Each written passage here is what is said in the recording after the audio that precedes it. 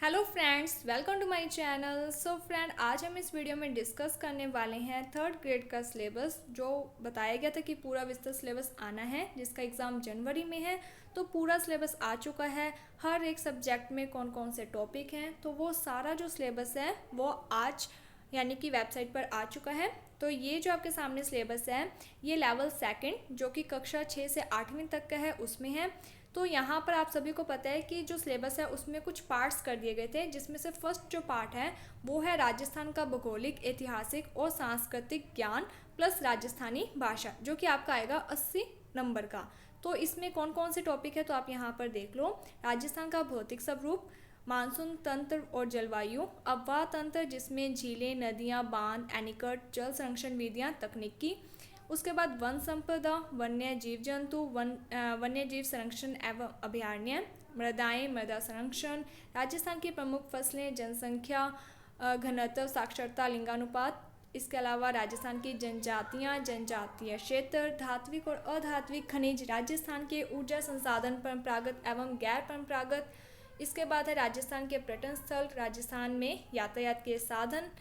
जो 80 नंबर के सिलेबस है पार्ट 1, उसी में ही ये सारे टॉपिक आपके हैं। इसके अलावा इतिहास में प्राचीन सभ्यताएं, जिसमें कालीबंगा, आहट, गणेश्वर, बालाथल और बैराठ की। इसके अलावा ऐतिहासिक प्रमुख घटनाएं, प्रमुख राजवंश, उनकी प्रशासनिक व राजस्व व्यवस्था, स्थापत्य कला में किले, स्मारक, बावड़ी, हवेलियाँ, ये सब आएंगे। इसके अलावा मेले, त्योहार, लोक कला, लोक संगीत, लोक नाट्य, लोक नृत्य। इसके अलावा राजस्थान की सांस्कृतिक परंपरा एवं विरासत, धार्मिक आंदोलन, प्रमुख संत, लोक देवता। इसके अलावा राजस्थान के महत्वपूर्ण ऐतिहासिक स्थल, राजस्थान के प्रमुख व्यक्तित्व, राजस्थान के वस्त्र, आभूषण, राजस्थान की चित्रकला व हस्तशिल्प। इसके अलावा है 1857 की क्रांति, राजस्थान में जनजाति एवं किसान आंदोलन, प्रजामंडल व राजस्थान का एकीकरण।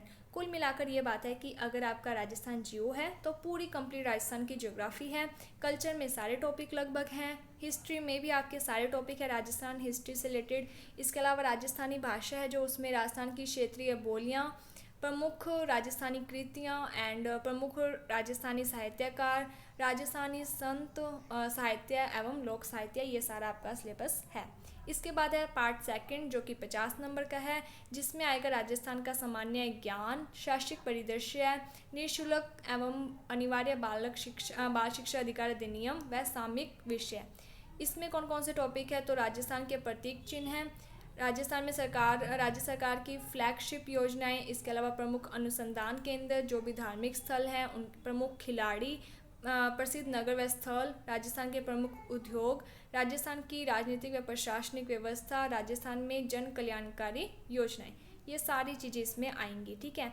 इसके अलावा कौन कौन सी चीज़ें हैं तो शिक्षण अधिगम में नवाचार, राज्य में केंद्र व राज्य सरकार की विद्यार्थी कल्याणकारी योजनाएं एवं पुरस्कार, विद्यालय प्रबंधन एवं संबंधित समितियां, और राष्ट्रीय शिक्षा नीति 2020 राजस्थान के परिप्रेक्ष्य में। उसके बाद आरटी में क्या है तो आरटी का जो प्रावधान व क्रियान्विति है। उसके अलावा राजस्थान निःशुल्क अनिवार्य शिक्षा 2011 का जो अधिकारी अधिनियम है वो, राजस्थान के मान्यता प्राप्त निजी विद्यालयों में निःशुल्क प्रवेश, ये सारी बातें हैं। सामयिक विषय यानी कि करंट में कौन कौन सी चीज़ें, तो जो भी सामयिक घटनाएं वगैरह होती हैं, राजस्थान की अभिनव विकास योजनाएं व क्रियान्विति, अन्य सामयिक विषय यानी कि पूरा करंट अफेयर 6 महीने वाला। ठीक है। इसके अलावा ये अलग अलग सब्जेक्ट्स के हैं, तो आप देख लो यहाँ पर हिंदी में कौन कौन से टॉपिक है, तो आप यहाँ पर मैं आपको दिखा रही हूँ, आप देख लेना। ये सारे टॉपिक हैं जो वो हिंदी के हैं। इसके बाद ये सारे जो टॉपिक्स हैं ये आपके इंग्लिश के हैं, जिसमें parts of speech, tense, active passive voice, narration, transformation, conditional sentence, idiom and proverb and phrasal verb है, वन वर्ड सब्सटीट्यूशन है, क्लोज एनालिसिस है, सब्जेक्ट वर्ब एग्रीमेंट है, सिनोनिम एंटोनियम है, and acquaintance with literary terms हैं, modal auxiliaries हैं, preposition है, unseen passage prose, unseen passage poetry है, basic knowledge of English sounds and their phonetic symbol, ये सारा इंग्लिश का है। इसी के साथ यहाँ पर संस्कृत का सिलेबस आपके सामने है। एंड देन सिंधी लैंग्वेज किसी के पास है तो आप देख लो ये सिलेबस। इसके बाद ये है पंजाबी का सिलेबस, जिन्होंने भी पंजाबी लैंग्वेज रखी हुई है उनके लिए ये सिलेबस है। लगभग क्या है कि सारा ही आपका आएगा। ठीक है। उर्दू अगर किसी ने रखी हुई है तो आप देख लो। ये सारा उर्दू का सिलेबस है जो कि हमें नहीं आती है पढ़नी। इसके बाद गणित और विज्ञान का सिलेबस है जो कि आप देख लो यहाँ पर, और अगर आपको इसको देखना है तो आप स्क्रीनशॉट ले लो, ठीक है। और अगर आपको इसकी पीडीएफ चाहिए तो आप नई शुरुआत चैनल है जो उसे सब्सक्राइब कर लो, टेलीग्राम ग्रुप है जो उसे ज्वाइन कर लो, वहाँ पर मैं आपको इसकी पीडीएफ है जो वो प्रोवाइड करवा दूँगी। तो ये सामाजिक अध्ययन का सिलेबस है। अब यहाँ पर है शैक्षणिक रीति विज्ञान जो कि आपकी 20 नंबर की आएगी, जिसमें आएंगी शिक्षण विधियाँ, ठीक है। तो हिंदी की शिक्षण विधियाँ ये वाली हैं। इंग्लिश में principles of English teaching, communicative English language teaching, methods of English teaching, difficulties in English learning English, role of home language, multilingualism and method of evaluation, remedial teaching, ये सारे सब्जेक्ट यानी कि जो टॉपिक्स हैं वो हैं। इसके अलावा ये संस्कृत की शिक्षण विधियाँ, यहाँ पर सिंधी भाषा की, और ये पंजाबी की शिक्षण विधियाँ, यानी कि आपका जो भी सब्जेक्ट है उससे रिलेटेड आपकी शिक्षण विधियाँ आएंगी 20 नंबर की, ठीक है। इसके बाद ये उर्दू की हैं, गणित की, सामान्य विज्ञान की और सामाजिक अध्ययन की। इसके बाद जो 5th नंबर पर है उसमें आएगा शैक्षिक मनोविज्ञान जो कि आपका 20 नंबर का है, जिसमें शैक्षिक मनोविज्ञान का अर्थ, क्षेत्र और कार्य, बाल विकास यानी कि इसका क्या अर्थ है, इसके सिद्धांत हैं जो इनको प्रभावित करने वाले कारक,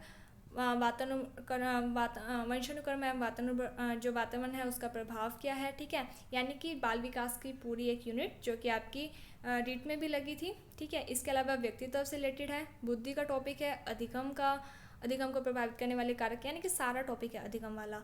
इसके अलावा विविध अधिगमकर्ता के प्रकार, ये सारा अधिगम में आने वाली कठिनाइयाँ, समायोजन व अधिगम में इसका प्रभाव, समायोजन की संकल्पना, तरीके व समायोजन में अध्यापक की भूमिका। तो इस तरीके से आपके जो साइको आपने जो पढ़ रखी है, जो कि आपने रीट का एग्ज़ाम दिया था, ठीक है, प्री पेपर जो आपने दिया है पास जिसमें आपको होना है, तो उसमें भी आपकी जो साइको की 5 यूनिट्स हैं उसमें से जो 4 यूनिट है स्टार्टिंग वाली, वो सारे यूनिट्स यहाँ पर है, मीन्स आपको पूरी साइको पढ़नी ही पड़ेगी।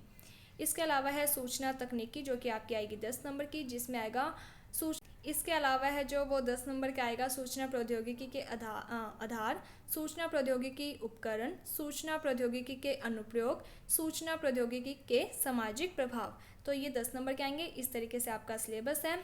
तो लगभग क्या है कि सारे ही टॉपिक ऐड हो चुके हैं। तो जिन भी स्टूडेंट के मन में ये था कि सिलेबस आ जाए उसके बाद हम पढ़ना शुरू करेंगे, तो उन सब के लिए यही बात है कि सिलेबस में सारे ही टॉपिक हैं, तो आपको हर एक टॉपिक को पढ़ना ही पड़ेगा। So thank you friends for watching my video. Thank you.